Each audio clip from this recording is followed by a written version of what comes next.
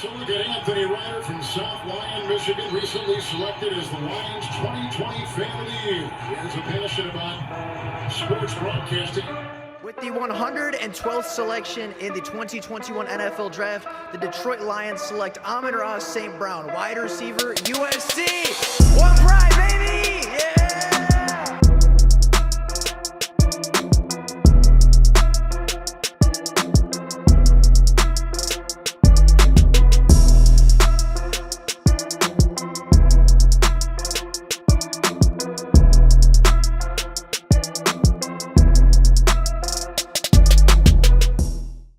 The Detroit Lions are one game away from a trip to the NFC Championship game, and the only thing standing in their way is a 9-8 football team that the Detroit Lions have already beaten on the year. It is divisional round matchup week, and the third-seeded Detroit Lions are set to host the Tampa Bay Buccaneers, who currently reside as the fourth seed in the NFC conference. And as I said earlier, they've already played this year as the Detroit Lions and Tampa Bay Buccaneers met in Tampa Bay in week 6 of the NFL season, as that matchup ended up being a Detroit Lions victory by a score of 20-6. With a big touchdown to Jameson Williams at the very end of the football game, the Detroit Lions pulled away by 14, and they were able to take a road victory from Tampa. In that game, Jared Goff was phenomenal. Went 30 for 44, 353 passing yards, and 2 touchdowns through the air. The rushing attack wasn't great, as Craig Reynolds was the lead back on the day with 10 carries for 15 yards, while Amon-Ra St. Brown had a signature day for 12 receptions, 124 yards, and a touchdown through the air. On the flip side, Baker Mayfield was good, but not great. 19 of 37, 206 passing yards, and an interception off of a tipped pass at the line. Rachaad White had 7 carries for 26 yards, as the rushing attack was non-existent for either team in that game. And Chris Godwin actually led Tampa Bay with 6 receptions for 77 yards. Now, obviously, this game 4 months later is a very different matchup than what happened in week 6. And for the Detroit Lions, that might actually be a good thing. Going back to the injury report from week 6, the Detroit Lions were without a ton of major contributors and a ton of key pieces, as the injury report looks something like this. The Detroit Lions were missing their rookie slot cornerback and sensational second-round pick Brian Branch, who was out with an ankle injury. They were missing first-round pick Jahmyr Gibbs, who was out with a hamstring injury. They were missing starting left guard Jonah Jackson, who was out with an ankle injury. They were missing guys like James Mitchell, who was out with a hamstring injury, Emmanuel Mosley, who was out with a knee injury, Josh Paschal, who was out with a knee injury, as well as special teams ace Khalil Dorsey, who was out with an illness. The Detroit Lions were missing 7 key starters or key contributors in that game, and Sam Laporta also went into that game questionable with a calf injury. This time around, the Detroit Lions are getting healthy. The Detroit Lions have Brian Branch back. They have Jahmyr Gibbs back. They have Jonah Jackson. They have Josh Paschal. They have Khalil Dorsey. They have potentially at this point, they have James Houston and CJ Gardner-Johnson that are going to be healthy for this game. So there are 7 starters right there that the Detroit Lions did not have this first time around versus Tampa Bay, and they were still able to go on the road and win this football game. For the other side, if you're curious, the Tampa Bay Buccaneers were actually relatively healthy in that game, with the only questionable player going into the week was Shaquille Barrett with an illness. However, I do believe he played and did impact the game. Of course, played a pretty significant amount of snaps. And on top of all of those injuries for the Detroit Lions, David Montgomery ended up leaving the game in the second quarter. He wasn't having a great game, but he did have a couple key plays and was helpful for the Detroit Lions, and certainly would have been a really nice option and weapon to have. Now, taking a look at the team for the rest of the season, I think there's a lot of different statistics we can look at here. And I wanted to take a look first at the Buccaneers offense, because they were not a bad offense, and just a week ago they put up 32 points against Philadelphia, a team that a year ago went to the Super Bowl. Now, taking a look statistically at the Tampa Bay Buccaneers, they're nothing really that special. The 32nd ranked rushing offense in the NFL, being the very worst in the league, while having the 17th ranked passing offense in the league, which is not bad, but isn't even quite at the 50% mark of the NFL.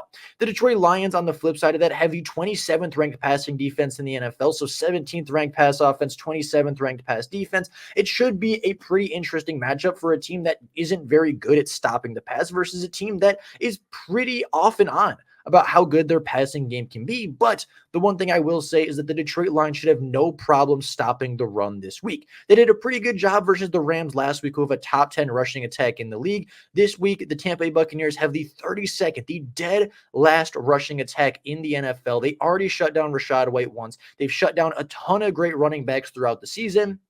And I do think they should be able to do that yet again to make the Tampa Bay offense very one-dimensional and potentially giving them a chance to win the football game. On the flip side of that, the Detroit Lions offense is elite. We've talked about it all year. The second-ranked passing offense, the fifth-ranked rushing attack, while the Buccaneers have just the 29th ranked passing defense, but they do rank in the top 5 as a top 5 and the 5th best rushing defense in the NFL. So we could see a very similar game to what we saw in week 6. Both teams that don't run the ball very well, but potentially have a lot of success through the air. We could see another 300-yard game out of Jared Goff. We could see a 300-yard game out of Baker Mayfield. Obviously, potentially, with the way the Lions have been playing recently, their secondary very well. And they gave up 150 receiving yards, 200 receiving yards to Mike Evans.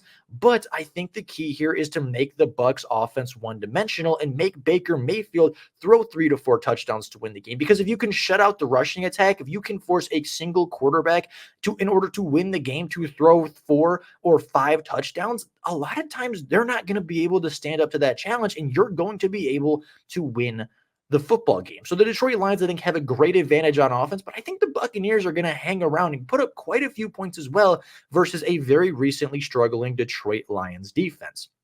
Now, a couple other interesting stats about this game. The Buccaneers across the season rank as the 29th team as far as yards allowed to tight ends. So they're the 3rd worst passing defense allowed by tight ends. Tight ends have great days against them. And I think even last time, Sam Laporta had a pretty decent game despite dealing with a calf injury, as well as ranking as just the 28th defense in the NFL against the wide receivers as far as yards allowed.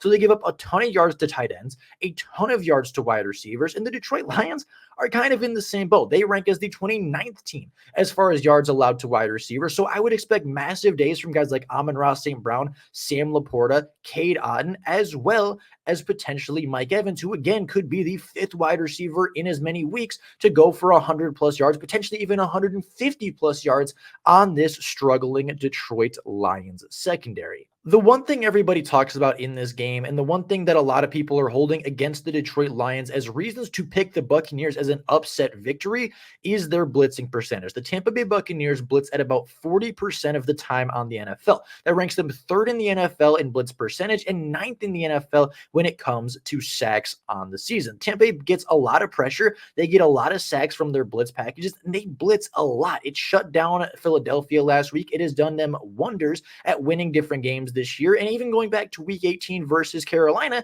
they shut out Carolina. Their defense is quite good when it comes to points allowed, even if they give up a lot of yards between the 20s. Sounds a little familiar. However, Jared Goff, I think, isn't quite being given enough credit for what he's done against the blitz this season. Jared Goff, as a young quarterback, really struggled against the blitz. That's a big reason why he was traded from LA, and it's a big reason why people have this stigmatism around him that if you blitz Jared Goff and you make him uncomfortable, he's going to fold under the pressure, when quite honestly, that isn't very true. Now, I'm not going to say that Jared Goff has been elite this year versus the blitz, but I think he's been more than serviceable. And I think people really tend to ignore the growth that he has shown in Detroit versus teams that blitz a lot and versus the pressure coming right into his face. Now, Jared Goff this year on the season ranked as the 3rd quarterback in the NFL, had the 3rd most touchdowns against the blitz, and actually led the NFL in passing yards against the blitz. You can go back to week 18 versus the Minnesota Vikings, where they blitzed Jared Goff 26 of his 33 dropbacks, which is the 4th highest blitz rate since 2018. They blitzed him 78.8% of the time.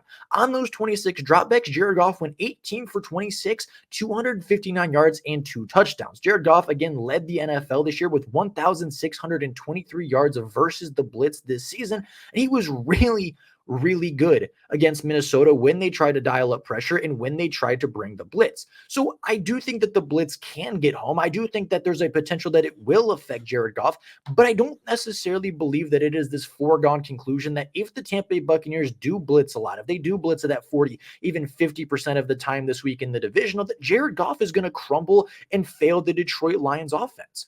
Now, much like last week, I think that this game can go either way, and I do see a scenario where both teams are able to win this game. Taking a look at the divisional round, the scenario where the Buccaneers win, I think Baker Mayfield has to have a really good game. Again, with the Detroit Lions potentially making this Buccaneers offense very one-dimensional, shutting out the running game, keeping the rushing attack out of the end zone, that's going to force Baker Mayfield to throw 4 touchdown passes on the day to win. And a lot of times, if you ask a quarterback to throw 4 touchdowns in a game to give his team a chance to put up 28, a lot of times offenses aren't going to rise to the occasion. However, it really just depends with Baker Mayfield. Some days he looks phenomenal, and some days he can be that quarterback to throw for 4 to 5 touchdowns in a game and single-handedly win it with you. And with the weapons he has, like Cade Otton at tight end, with Mike Evans and Chris Godwin and Trey Palmer, and a really good offensive line in front of him, I think they have the firepower and the offensive weapons to do so. I think that the blitzing defense and the just aggressive style and pass rush that the Buccaneers have this year is potentially going to be an issue for Jared Goff and is potentially going to lead the Detroit Lions to a loss at home in the divisional round and keep them out of the NFC Championship game. I think if the Buccaneers can score first, I think if they can potentially get a turnover early, in a very similar story to what happened last week versus the Rams, right? We talked about that if the Rams can score first, if the Rams can get a turnover, if the Rams can go up 10 or 14 points in the first quarter on their first 2 drives, they're going to be in the driver's seat, and the Lions are going to be playing from behind in a position that makes them very uncomfortable and, quite honestly, a very different football team. I think if Tampa can do that, I think if Baker is hot, I think if the defense can force a turnover early, they can get in Jared Goff's head from the first to second drive, it's going to be tough for the Lions to win this game.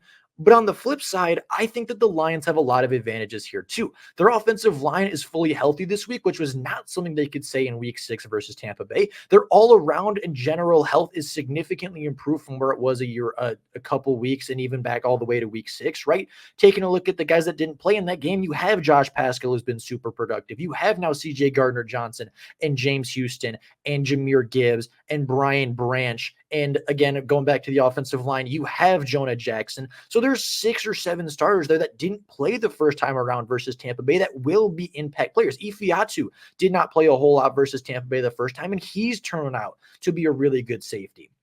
So overall health is great for the Detroit Lions. Their offensive line being healthy is really great because we know when their offensive line is healthy, they're a really hard team to beat. Their rushing defense has been stellar all season and could potentially make Tampa Bay very one-dimensional. James Houston coming back for his first game since week 2 could very much cause some havoc as an opposite pass rusher to Aiden Hutchinson. And of course, the home field advantage this time around. We don't have to travel to Tampa. We don't have to play in the humidity. We don't have to play in the heat. We don't have to play in front of the away crowd, and we don't have to deal with the elements of Florida. We are at home in our dome with Detroit fans backing us, and I think it's going to be a great opportunity for the Detroit Lions to win. So overall, again, I think there's a situation where both teams win. I think there's a situation where the Tampa Bay Buccaneers take the football first, they go down the field, they score with a Baker Mayfield passing touchdown, or even potentially a rushing touchdown from Rachaad White. Jared Goff gets the ball. Jared Goff turns the football over because the Buccaneers blitz and they get home and they force a fumble or they force a quick throw, and then they go up 10, 14 points early in that game. If they can do that, if they can win that first quarter pretty convincingly, they can knock Jared Goff off of his game. They can take that lead and make the Detroit Lions play from behind, where again, they are a very drastically different football team. But I do warn the Buccaneers fans, and I do warn, obviously, the Buccaneers if they end up seeing this, which probably won't happen, that if Jared Goff gets hot, if the Detroit Lions take the ball first and they march down the field and score like they did last week versus the LA Rams, if Jared Goff gets hot within his first 1 to 2 drives, if Jared Goff gets in a rhythm, he's feeling himself, him and St. Brown have a great connection, him and Josh Reynolds have a great connection, Laporta has a catch or two for a couple first downs. Once Jared Goff gets in that rhythm, it is really hard to stop Jared Goff. The only way you really knock Jared Goff off of his game is in those first 2 drives, is if you force a turnover, if you get immediate pressure on the first couple of drives. And Ben Johnson, for most of the season, has done a great job getting Jared Goff into a rhythm, taking that pressure off him to start the game and letting him ease into the game as a quarterback so that in the second, third, and fourth quarter, Jared Goff can make big throws. Jared Goff has the confidence and has the time and feels like he can do it Because once Jared Goff gets confident in a game, once Jared Goff gets in that rhythm, it's really hard to knock him down and knock him off his game. So I think this game will very much, again, be decided within the first quarter. I think if one team jumps out to a massive lead, it's going to be hard for the other team to get that lead back and claw their way back into the game. But with all that being said, with all of my Lion bias put in, with all of the things we just talked about, I think the Detroit Lions will win this football game at home 28-23 to advance to the NFC Championship game, likely versus the 49ers, but potentially to host it versus the 7-seeded Green Bay Packers. I think the Detroit Lions will be able to make Tampa Bay one-dimensional. I think they will force Baker Mayfield to throw 3 to 4 touchdowns to win or even tie this football game. I do think the home field advantage is going to be a massive part of the day. I do think based off of the game versus the Rams and the game versus Minnesota, I do think Jared Goff has got much better against the blitz, and I will trust the guy that has the third most passing touchdowns and the most passing yards versus the blitz to beat a team in Tampa Bay that blitzes a lot. I think health is a big part of this. I think home field advantage is a big part of this. I think Goff's confidence at this point in the season is a huge part of this. And I think as long as the defense can continue to bend and not break, as long as the defense doesn't allow a big day on the ground, forces some third and long opportunities, gets off the field a couple times, and maybe force a turnover and have a great red zone performance like last week, they should win this football game and they should advance to the NFC North Championship. Those should be the expectations for this week.